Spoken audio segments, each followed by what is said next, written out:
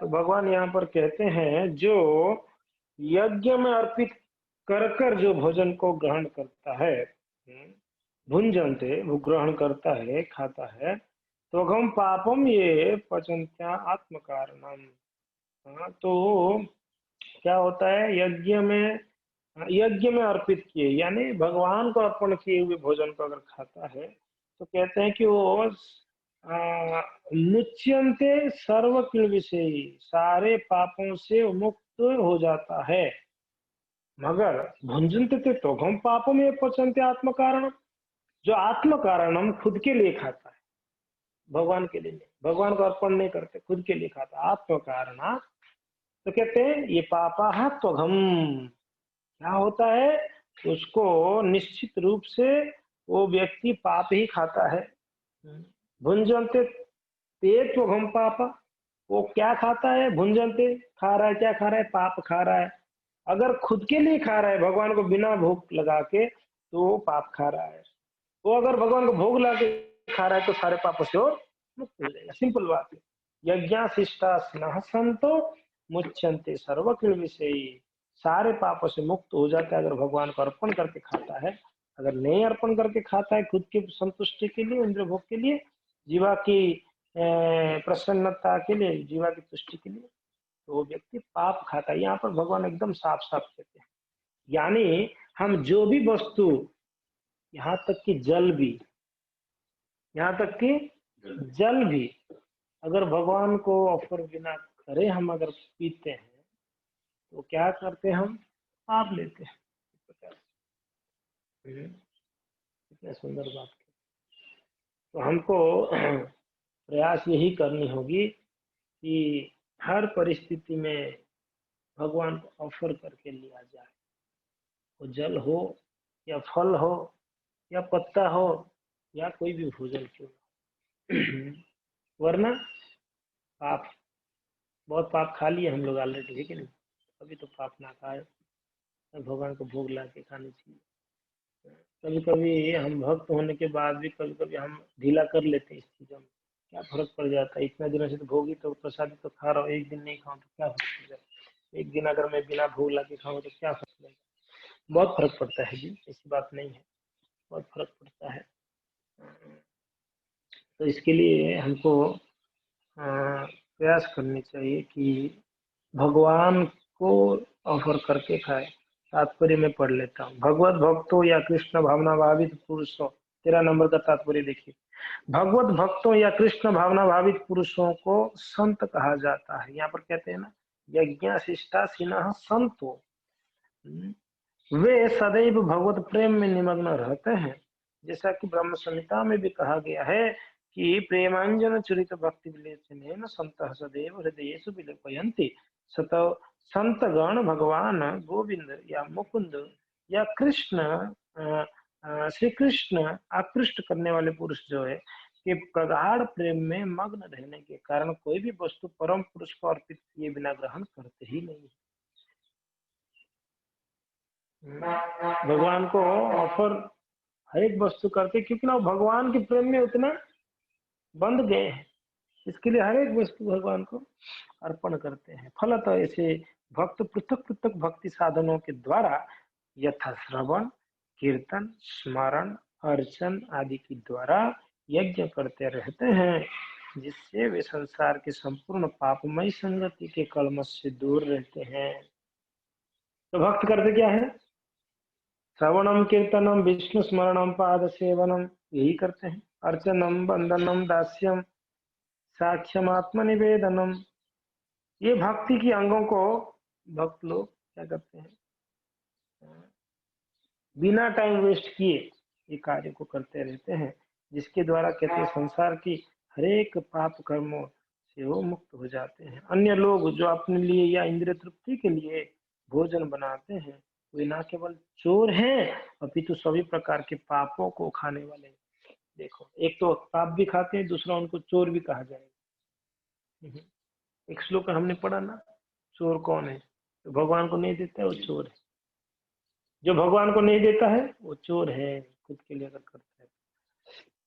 हाँ, तो जो व्यक्ति चोर तथा पापी दोनों हो भला वो किस तरह सुखी रह सकता है? आप बताइए, चोरी भी किया है और पाप भी खा रहा है, तो वो सुखी रह सकता है क्या? आप बताइए, हम लोग दुखी क्यों हैं? हम क्यों दुख भोग रहे हैं? क्या कारण है? प्रभुपाद जी कहते हैं कि हम दुख भोगते हैं, एक ही कारण है, पाप के कारण, और कोई कारण नहीं। दुख भोग रहे हैं पाप किए हुए, कर्म, पाप कर्म के वजह से ही दुख भोग रहे। सुख भोग रहे हैं, सुख भोग रहे हैं पुण्य कर्म है। सुख मिल रहा है तो पुण्य किया है, दुख मिल रहा है तो पाप किया है कि नहीं? तभी जो बिना भोग लगा के खाता है तो हो सिंपल तरीके से पाप खाता है कि नहीं? तो कैसे, प्रभुपाद जी कहते हैं, वो कैसे सुखी रहेगा बाबा?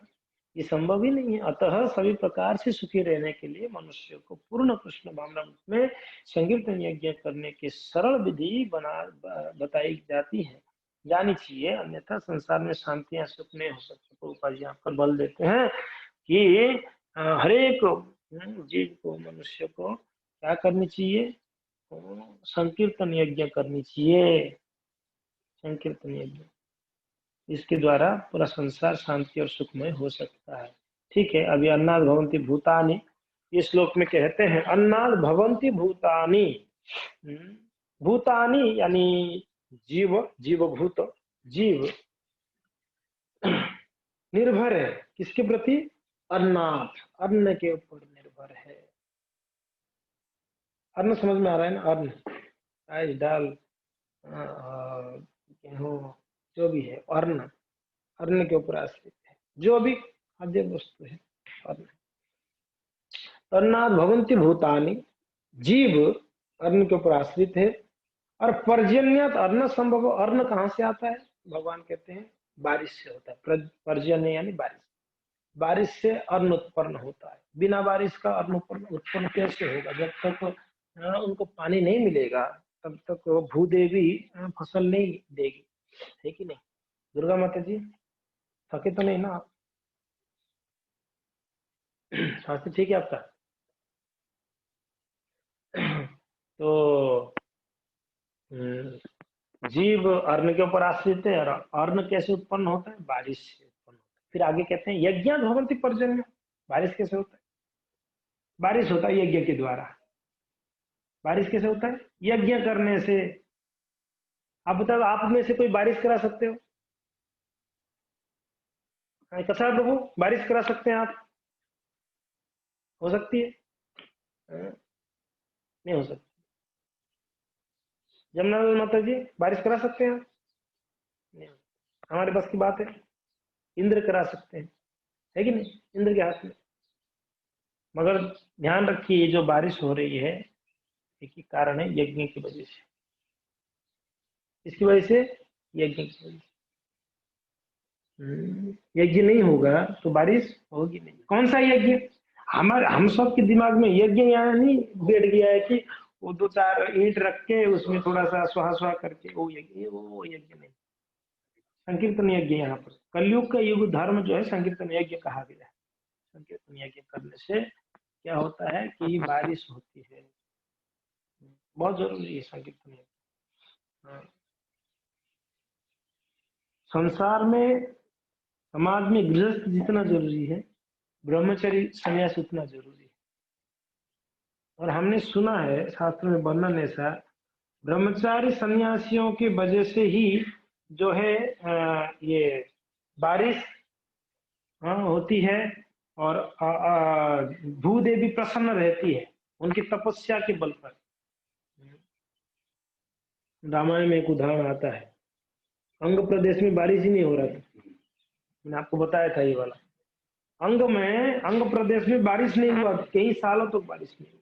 अंग प्रदेश में हाय हाय हो गया, लोग एकदम मरने लगे, अकाल पड़ गया। बारिश नहीं होगा तो अकाल तो पड़ ही जाएगा।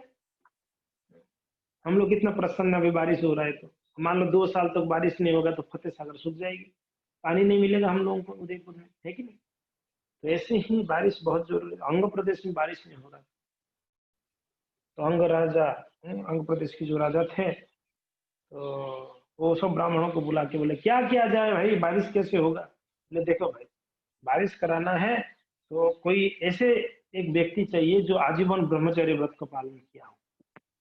तो ठीक है, तो वो विभांडक मुनि का लड़का है, उसको ले आओ।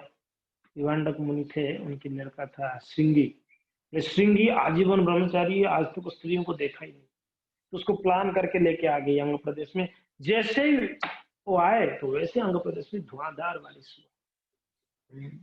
एक बार चेन्नई हैदराबाद में भक्त कमाल कृष्ण गोस्वामी महाराज जी वगैरह थे, तो बारिश वहां पर भी 2 साल कुछ बारिश हुआ नहीं था, तो बड़ा हाहाकार मचा हुआ था। तो ये लोग शाम को संकीर्तन किए, धुआंधार संकीर्तन। शाम को सब भक्त लोग, प्रभुपाद जी के टाइम की बात, संकीर्तन किए, और उस दिन रात को धुआंधार बारिश। और सुबह न्यूज़पेपर में आया, हरे कृष्णा सार रेन मेकर्स, हरे कृष्णा वाले बारिश कराने वाले हैं, ऐसे करके हेडलाइंस में आया था न्यूज़पेपर। तो यस, तो ये पर्जन्य यज्ञ से ही हो सकती है। और यज्ञ कर्म समुद्भव है कि नहीं? फिर कहते हैं कि और यज्ञ नियत कर्मों से उत्पन्न होता है। यज्ञ नियत कर्म से उत्पन्न होता है, यज्ञ कर्म समुद्भव। तो ये चक्र है ये चक्र है। हम अपने नियत कर्म करेंगे, करके यज्ञ करेंगे। नियत कर्म जो नहीं करते वो यज्ञ करने के लिए उसकी मन ही नहीं करेगा। जिसका कोई ठिकाना नहीं कार्य का, कुछ भी कर रहा है। तो ब्राह्मणों के लिए जो नियत कर्म है, 4 वर्णाश्रम है ना, वो सबको नियत किया गया है। ब्राह्मण ब्रह्मचारी क्या करना चाहिए, गृहस्थ क्या करना चाहिए, सन्यासी वानप्रस्थ क्या करना चाहिए, ब्राह्मण क्षत्रिय वैश्य, उनकी नियत कर्म अगर वो नहीं करेंगे तो यज्ञ कैसे हुआ? फिर वो यज्ञ कर ही नहीं पाएंगे। वो ब्राह्मण अगर यजन याजन पठन पठन नहीं करेगा, वो यज्ञ कर ही नहीं सकते। क्षत्रिय अगर देश को संभालेगा नहीं तो यज्ञ कर ही नहीं सकते। वैश्य अगर कृषि गो बस रक्षा वाणिज्य, हाँ कृषि गो रक्षा, ये वैश्यों का काम है, ये अगर नहीं करेंगे तो यज्ञ नहीं कर पाएंगे। इसलिए यहाँ पर कहा गया है यज्ञ कर्म समुद्भव। ये यज्ञ कैसे ये होता है? हाँ, उत्पन्न होती है नियत कर्म से। जिनको जो कर्म नियत की कर दिया गया है, वो कर्म करेगा तभी यज्ञ करेगा। प्रभुपाद जी का प्रभुपाद जी बोल रहे थे कि बोले कि मैं एक चीज मेरा कमी रह गया, मैं कर नहीं पाया। तो उनके शिष्यों को कह रहे थे कि आप लोग करो। कौन सा? मैं प्रॉपर वर्णाश्रम धर्म को स्थापना नहीं कर पाया। प्रॉपर वर्णाश्रम धर्म को मैं स्थापना नहीं, भक्ति को तो प्रचार किया, वर्णाश्रम धर्म प्रॉपर फार्म कम्युनिटी, वर्णाश्रम धर्म कैसे लोग जाके फार्म कम्युनिटी में, अभी इसलिए फार्म कम्युनिटी अभी हमारा इस्कॉन में ये एक बहुत बड़ा प्रोजेक्ट है, फार्म कम्युनिटी को ये करना। हमारे वर्णाश्रम मिनिस्टर भक्ति विद्यापुर महाराज मायापुर में रहते हैं, उनका एक पेड़ नहीं आप देखे होंगे, भक्ति विद्यापुर। वर्णाश्रम धर्म को वापस स्थापना करने के लिए बहुत प्लानिंग्स होते हैं। यानी एक गृहस्थ को प्रॉपर, ऐसा नहीं कि काम चलाओ वाला गृहस्थ नहीं चाहिए। ऐसा गृहस्थ चाहिए, गृहस्थ यानी वो सारा यज्ञ वज्ञ करना चाहिए। समझ में आ रहे हैं? गृहस्थ जो ब्राह्मण होते हैं, ऐसा नहीं कि ब्राह्मण ट्रेड ले लिए और कोई ऐसा ब्राह्मण का कार्य नहीं करता। लेकिन गृहस्थ को शादी विवाह करानी है, उनको सारा मंत्र आना चाहिए। हाँ, किसी का व्रत करानी है, तो सारा ऐसे कार्य गृहस्थ लोग करनी चाहिए। ब्रह्मचारियों को खूब पढ़ना चाहिए और प्रचार करनी चाहिए। सन्यासियों को खूब घूम के प्रचार करनी चाहिए देश विदेश में। तो ये अभी हमारे जो वर्णाश्रम मिनिस्टर है इस्कॉन का, वो लोग प्लान कर रहे हैं और ये स्थापना हो रही है। अभी धीरे धीरे प्रयास किया जा रहा है। पर देखिए, जब तक ये वर्णाश्रम सिस्टम को अच्छे से फॉलो नहीं होगा तब तक यज्ञ नहीं हो पाएगा। यज्ञ के बिना बारिश नहीं, बारिश के बिना अन्न नहीं।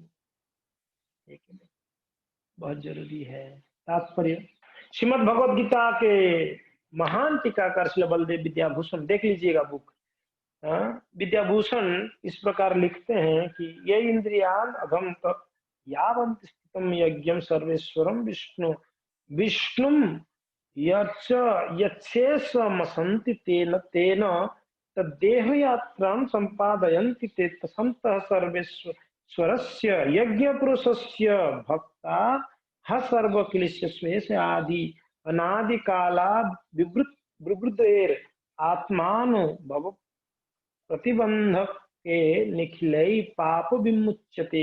परमेश्वर जो यज्ञ पुरुष अथवा समस्त यज्ञों के भोक्ता कहलाते हैं, सभी देवताओं के स्वामी हैं, और जिस प्रकार शरीर के अंग पूरे शरीर की सेवा करते हैं, उसी तरह सारी देवता उनकी सेवा करते हैं। इंद्र, चंद्र तथा वरुण जैसे देवता श्री भगवान द्वारा नियुक्त अधिकारी हैं, जो सांसारिक कार्यों की देख रेख करते हैं। सारे वेद इन देवताओं को प्रसन्न करने के लिए यज्ञों का निर्देश करते हैं, जिससे वे अन्न उत्पादन के लिए प्रचुर वायु, प्रकाश तथा जल प्रदान करें। जब श्री कृष्ण की पूजा शास्त्र में कहा गया है कि यज्ञ करना है, जब यज्ञ किया जाता है तो कहते हैं ये जो देवी देवता है, भगवान ही उनको नियोजित किए हैं सेवाओं में। जब यज्ञ होता है तो मजबूर होके उनका कार्य है वायु अपना प्रॉपर वायु दे, प्रकाश सूर्य अपना प्रॉपर प्रकाश दे, और वरुण देव अपना प्रॉपर जल देगा इस संसार के लोगों को। जब श्री कृष्ण की पूजा की जाती है तो उनके अंग स्वरूप देवताओं की भी स्वतः पूजा हो जाती है, अतः देवताओं की अलग से पूजा करने की कोई आवश्यकता नहीं होती। तो यहाँ पर श्री प्रभुपाद जी यहाँ पर कहते हैं, अगर हम भगवान कृष्ण को पूर्ण शरणागत होकर सेवा करते हैं तो हमको फिर अलग अलग देवी देवताओं को प्रसन्न करने का जरूरत नहीं पड़ती है। इसी हेतु कृष्ण भावनामृत भगवत भक्त सर्वप्रथम श्री कृष्ण को भोजन अर्पित करते हैं और तब खाते हैं। अभी गणेश पूजा आया था, गणेश चतुर्दशी। और जो भक्त लोग, हम सब भक्त लोग गणेश जी विघ्न विनायक हैं, सभी भक्त गणेश जी को प्रार्थना किए, तो गणेश जी को भोग लगाना है उस दिन गणेश चतुर्दशी। भक्त लोग क्या किए, ठाकुर जी को भोग लगाए और गणेश जी महाराज जी को भोग लगा दिए भगवान का महाप्रसाद। यही विधि है, विधि यही है। अब आप महादेव को अगर भोग लगानी है तो आप क्या करो, ठाकुर जी को भोग लगाओ, महादेव जी की प्लेट में अलग से निकाल के आप महादेव को भोग लगाओ। महादेव बड़े प्रसन्न होंगे जब प्रसाद मिलता है। प्रसन्न होते नहीं होते महादेव जी? नारद जी महाराज वहां से प्रसाद लेके आगे प्रसन्न होते, आपने सुना कथा ना, भगवान का प्रसाद नहीं मिला जब महादेव जी कितना दुखी हुए, भाई मुझे प्रसाद मिला, तो उनकी उंगली में थोड़ा सा लगा हुआ था तो वो खा लिए थे। महादेव को प्रसन्न होता है। भुवनेश्वर में हमने देखा, बाकी महादेव के मंदिरों में हमको नहीं पता है कैसे उन लोग का भोग लगती है। भुवनेश्वर में ही एक मंदिर है जहाँ आप महादेव के मंदिर में प्रसाद खा सकते हो। कौन सा? लिंगराज मंदिर। आप वहां पर महादेव का प्रसाद खा सकते हो। क्यों? क्योंकि वहां पर जो है ठाकुर जी का प्रसाद उनको भोग लगता है महादेव। ये रिवाज, ये विधि है। वहां पर अनंत वासुदेव का मंदिर है भुवनेश्वर में, ठाकुर जी है कृष्ण बलराम, हाँ भगवान कृष्ण का वहां पर ये है मंदिर है, वहां भोग लगती है। और बड़ा वही पूरी में जैसा भोग है वहां पर वैसा ही भोग, सेम एग्जैक्ट।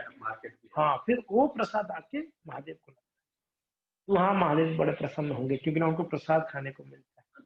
आप देखिए ब्रज में महादेव आए थे, यशोदा महारानी को क्या शर्त रखे, बाबा यहीं रुकना गांव में, मेरे लड़का जब भी रोएगा मेरे लाला तेरे पास ले आऊंगा, ले आऊंगी। महादेवी ने रहूंगा जरूर मैया, मगर एक शर्त है, आप लाला को जो खिलाओगे और नहलाओगे, उनका नहलाने का जल चरणामृत हो गया।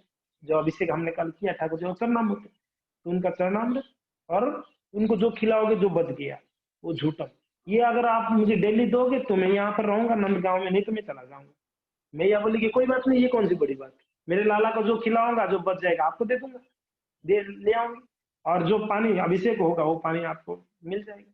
तो महादेव जी आज भी नंदगांव में है, नंदीश्वर महादेव आप देखो नंदगांव में आज भी है। ठाकुर जी का मंदिर के बाजू में ही नंदीश्वर महादेव बैठे हुए। और आज भी प्रथा है नंदगांव में कृष्ण बलराम को जो भोग लगती है वो प्रसाद लाके महादेव को दी जाती है। तो महादेव हमेशा प्रसन्न होते हैं, उनको प्रसाद मिलती है तो देवी देवता सभी को प्रसन्न होती है अगर उनको जब प्रसाद मिल जाए। मान लो कोई दुर्गा माता का सेवा करते हैं, नवरात्रि है तो उनको भोग लगते तो अच्छा ही लगा, ये कोई दिक्कत नहीं है माना। तो देखिए मैं कल सोच रहा था, जो ज्ञान हम लोग को मिल रहा है इस्कॉन में, ये ज्ञान और कोई संस्था में मिलती है क्या? इतना इतना किसी को इतनी क्लासेस, इतना कुछ शास्त्रों से, अभी राधा रानी के बारे में इतना नॉलेज और कोई संस्था में दी जाती है क्या? आप बताइए, इतना प्रॉपर एकदम परफेक्ट नॉलेज कौन सी संस्था में ऐसे राधा रानी के बारे में पता है? हम लोग नवशिक्षा होकर भी हमको थोड़ा बहुत तो राधा रानी का नॉलेज हो ही गया होगा, राधा रानी कौन है, राधा रानी कैसे सेवा करती है, उनका क्या भाव होता है कृष्ण के प्रति। मगर बड़े बड़े पंडित भी नहीं जानते इस बात को, राधा रानी के बारे में। तो हम ऐसे एक संस्था में जुड़ गए जहां पर हर एक प्रकार की, जब गणेश चतुर्दशी है कि गणेश जी का महिमा बताया जाता है, जब महादेव के शिवरात्रि आती है तो महादेव का गुणगान होती है यहाँ पर, जब हनुमान जयंती होती है तो हनुमान जी का ही गुणगान हमको मिलता है, वो कैसे महान सेवक। तो बता, पूरा पूर्ण ज्ञान जो है हमको इस संस्था में प्राप्त होती है। तो इसलिए हमको यहाँ वहाँ भटकने का जरूरत नहीं है, इस संस्था को पकड़ के रखो, प्रभुपाद जी के चरणों को, ये किताबों को पढ़ते रहो। ये सारा ज्ञान प्रभुपाद जी ने दे दिया हमको, कुछ अलग से करने, कितना सुंदर ज्ञान प्रभुपाद जी कहते हैं यहाँ पर, देखिए। और ऐसा करने से कहते हैं, जैसा शरीर को तुष्ट करना है तो पेट में आप भोजन दो तो शरीर तुष्ट हो जाता है, वैसे ही अगर कृष्ण को अर्पण करते तो देवी देवताओं को प्राप्त होता है। ऐसा करने से न केवल शरीर के विगत पाप कर्म फल नष्ट हो जाते हैं। कौन सा? इसी हेतु कृष्ण भाव के भक्त सर्वप्रथम कृष्ण को भोजन अर्पित करते हैं और तब खाते हैं। ये ऐसे विधि है जिसके शरीर का आध्यात्मिक पोषण होता है। देखिए, नॉट ओनली शरीर का पोषण होती है, साथ साथ में हमारा आध्यात्मिक पोषण होता है। भक्ति में भी पोषण प्रसाद है। शरीर तो पोषण हो ही जाएगा प्रसाद खाने से, मगर भक्ति में भी बहुत बड़ा पोषण है ये। और देखो क्या कह रहे हैं प्रभुपाद जी, ऐसा करने से न केवल शरीर की विगत पाप कर्म फल नष्ट होते हैं और फिर शरीर की प्रकृति के समस्त कर्मों से निरापद हो जाता है। जब कोई छूत का रोग फैलता है तो इसके आक्रमण से क्या होता है, बचने के लिए रोगापुरोधी टीका लगाया जाता है ना। ये जो छूत रोग पता है, छूने से होता है, छूने से हो जाता है वो रोग। कोरोना ही पकड़ लो, कोरोना भी तो ये छूने से मिलने से हो ही जाता है। तो इसके लिए टीका चाहिए, वैक्सीन, अभी तक वैक्सीन निकला नहीं खैर इसके लिए, तो इसके टीका लगाया जाता है। इसी प्रकार भगवान श्री विष्णु को अर्पित करके ग्रहण किया जाने वाला भोजन हमें भौतिक प्रदूषण से निरापद बनाता है, और जो इस विधि का व्यस्त हो है वो भगवत भक्त कहलाता है। भगवत भक्त कौन है? यहाँ पर प्रभुपाद कहते हैं जो भोग ला के खाता है वही भगवत भक्त।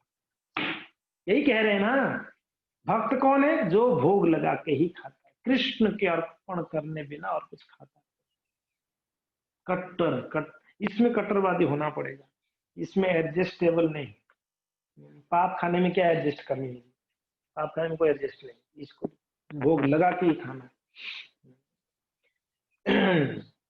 उदाहरण देते हैं, जैसे टीका देते हैं छुत की बीमारी के लिए, ऐसे ये भगवान को जो भोग ला के खाते हैं ये हमारे लिए टीका है। इसके लिए जो बाहरी रोग से बच जाते हैं, प्रदूषण से। कृष्ण भावनावर्त व्यक्ति जो केवल श्री कृष्ण को अर्पित किया गया भोजन करता है, वह उन समस्त विगत भौतिक दूषणों को के फलों का सामना करने में समर्थ होता है, जो आत्म साक्षात्कार के मार्ग में बाधक बनते हैं। जिसके विपरीत जो ऐसा नहीं करता है वो अपने पापपूर्ण कर्मों को बढ़ाता रहता है, जिससे उसे सारे पाप कर्मों को भोगने के लिए अगला शरीर कुक्कुर शुक्रों को समान मिलता है, कुत्ता या सुअर का शरीर मिलती है। हाँ, ऐसा अगर जो भोग ला के नहीं खाता है तो आप लोग को मनुष्य देखा यहाँ पर क्या बोले प्रभुपाद जी, अगर जो भोग ला के नहीं खाता है उसको अगला जन्म कुकर यानी कुत्ता, सुकर यानी सुअर बनना पड़ेगा। बनेंगे? नहीं बनना है तो भोग ला के खाओ। यह भौतिक जगत नाना कर्मों से पूर्ण है, और जो भी श्री भगवान के प्रसाद को ग्रहण करके उनमें उनसे निरापद हो लेता है वो उनके आक्रमण से बच जाता है। किंतु जो ऐसा नहीं करता है वो कल्मश का लक्ष्य बनता है। अन्न अथवा शाक वास्तव में खाद्य है। मनुष्य विभिन्न प्रकार के अन्न, शाक, फल आदि खाते हैं, जबकि पशु इन पदार्थों के उच्चिष्ट को खाते हैं। है कि नहीं? हम कुछ समझ में आ रहा है ना? हम सब्जियों को काटते हैं, उसका छिलका गाय को देते हैं, गाय खाता है, जो बच जाता है गाय को दी जाती है। हम उच्चिष्ट को खाते हैं। जो मनुष्य मांस खाने के अभ्यस्त है उन्हें भी शाक के उत्पादन पर निर्भर रहना ही पड़ता है। जो मांस खाता है वो सिर्फ मांस खा के रह पाएगा क्या? ओनली मांस ही खाना, उसको मतलब तेरे को सिर्फ मांस खाना पड़ेगा, राइस दाल सब्जी चपाती कुछ नहीं मिलेगा, चलेगा? उसको भी अन्न के ऊपर आश्रित होना पड़ेगा बाबा, शाक फल अन्न के ऊपर। तो क्योंकि पशु शाक ही खाते हैं। और दूसरी बात है, प्रभुपाद यहाँ पर कहते हैं कि पशु क्या खाता है? पशु बकरे का मांस खाते हैं। तो बकरा क्या खाता है? घास खाता है कि नहीं? पत्ते खाता है। जो भी मांस खाते हैं हम लोग, वो मांस जो मीन्स जो पशु है वो खाता क्या है? वो भी यही खाता है, साग सब्जी खाता है। अतः हमें अंततः खेतों के उत्पादन पर ही आश्रित रहना पड़ेगा। मांस भी खाने वाला को, उसको भी फसल चाहिए ना भाई। गाय को क्या खिलाएगा, कुत्ता को क्या खिलाएगा, बिल्ली को क्या खिलाएगा, बकरा को क्या खिलाएगा? तो यहाँ पर कहते हैं बड़ी बड़ी फैक्ट्रियां के उत्पादन पर नहीं, उनको खेतों के ऊपर आश्रित होना पड़ेगा, फैक्ट्री के ऊपर नहीं। खेतों का ये उत्पादन आकाश से होने वाली प्रचुर वर्षा पर निर्भर करता है, और ऐसे वर्षा इंद्र, सूर्य, चंद्र आदि देवताओं के द्वारा नियंत्रित होता है। ये देवता श्री भगवान के दास हैं। श्री भगवान को योगियों के द्वारा संतुष्ट रखा जा सकता है। अतः जो इन योगियों को संपन्न नहीं करता, उसे अभाव का सामना करना होगा। यही प्रकृति का नियम है। अतः भोजन के अभाव से बचने के लिए यज्ञ और विशेष रूप से इस युग के लिए संस्तुत संकीर्तन यज्ञ संपन्न करना चाहिए। हरे कृष्णा। संकीर्तन यज्ञ की जय, महाप्रसाद की जय। तो भोग लगा के खाना है, नाम जपना है, भागवत पढ़ना है, सरल विधि है, इसको करते रहना है। प्रश्न है रंजन प्रभु का?